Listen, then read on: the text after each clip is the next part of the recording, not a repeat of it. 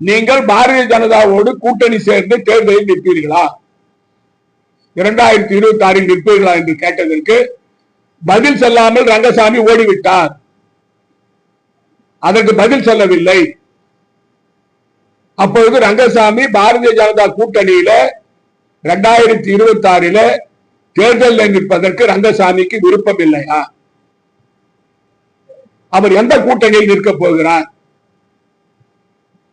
நான் என்னுடைய கணக்குப்படி திரு ரங்கசாமி அவர்கள் பாரதிய ஜனதாவில் கூட்டணியில் சேரவில்லை என்றால் அவருடைய கட்சி காணாமல் போய்விடும். ரங்கசாமி அவர்கள் இருக்கும் இடம் தெரியாமல் போய்விடுவார். என்ஆர் காங்கிரஸ் கட்சி சுக்குநூறாக உடைந்துவிடும். ரங்கசாமி அவர்களுக்கு பாரதிய ஜனதாவை எதிர்த்து தேர்தலில் நிற்பதற்கு முதுகெலும்பு கிடையாது.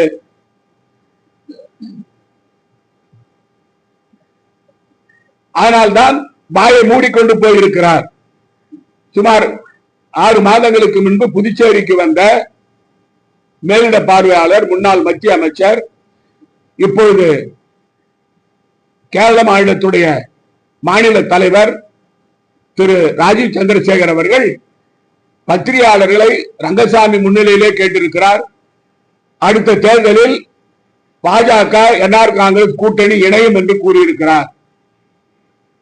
இதிலிருந்து பாரதிய ஜனதா என்ஆர் காங்கிரஸை பொறுத்தவரையில அவரோடு கூட்டணி செல்வதற்கு தயாராக இருக்கிறார்கள். ரங்கசாமி அவர்கள் என்ஆர் காங்கிரஸ் கட்சி பாரதிய ஜனதாவோடு கூட்டணி இல்லை என்று சொன்னால் அந்த கட்சி காணாமல் போய்விடும். இதுதான் நிதர்சனமான உண்மை. அது மட்டுமல்ல, இந்த புதுச்சேரி மாநிலத்தில் ரங்கசாமி அவர்கள் புதுச்சேரி மாநில மக்களுக்கு கொடுத்த வாக்குறுதிகளை எல்லாம் நிறைவேற்றி விட்டேன், படிப்படியாக நிறைவேற்றி விட்டேன் என்று கூறுகிறார். இன்னொரு புறம் அதிகாரிகள் ஒத்துழைப்பு இல்லை என்று கூறுகிறார். ஆனால் அனைத்து திட்டங்களும் அரைகுறையிலே நிற்கிறது.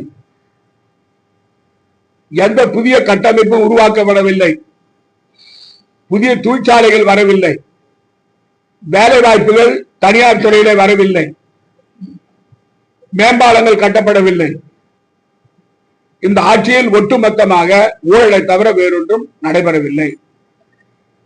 முதலமைச்சர் சட்டமன்றத்தில் வாக்குறுதி அளித்தார்.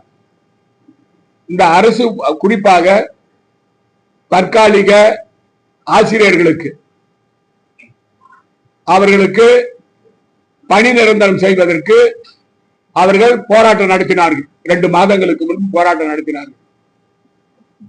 அந்த போராட்டத்திற்கு பிறகு முதலமைச்சர் சந்தித்தார்கள். அதே போல கல்வித்துறை அமைச்சரும் சந்தித்தார்கள். அவர்கள் நாங்கள் பணி நிரந்தரம் செய்வதற்கு நடவடிக்கை எடுக்கிறோம், 2 மாதத்தில் அதற்கான பணியை முடிப்போம் என்று சொன்னார். 2 மாதம் முடிந்து விட்டது. அந்த தற்காலிக ஆசிரியர்களை பொறுத்தவரையில இதுவரைக்கும் அவளுக்கு மார்ச் மாதம் 31ஆம் தேதியோடு 2025 அவருடைய பதவி காலம் முடிந்து விட்டது. அதை நீட்டித்து கொடுப்பதற்கு கூட இவர்கள் நடவடிக்கை எடுக்கவில்லை. அந்த தற்காலிக ஆசிரியர்கள் எல்லாம் வெளியில குறைந்த சம்பளத்திலே வேலை செய்கிறார்கள். அவர்களுக்கு பணி கிடைக்கவில்லை. முதலமைச்சர் கொடுத்த வாக்குறுதி என்ன ஆயிற்று?